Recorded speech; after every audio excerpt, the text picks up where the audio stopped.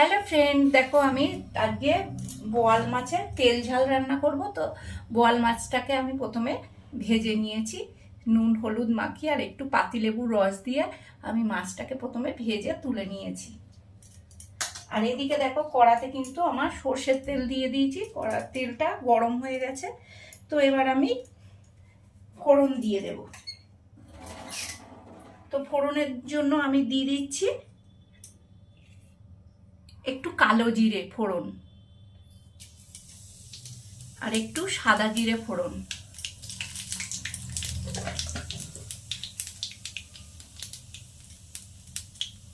একটা শুকনো লঙ্কা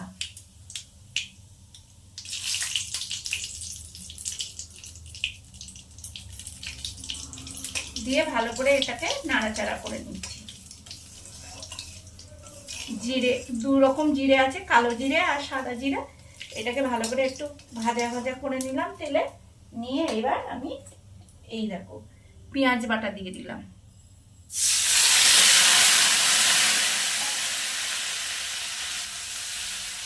পেঁয়াজটাকে বেটে নিতে হবে, কিন্তু পেঁয়াজটা ভাজলে হবে না, পেঁয়াজটা বাটা।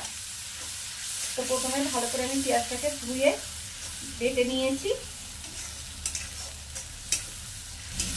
পেঁয়াজটাকে একটু ভাজা ভাজা করে নেব, তারপরে এক এক করে মশলা দিয়ে দেব, ভাজা করে নিচ্ছি।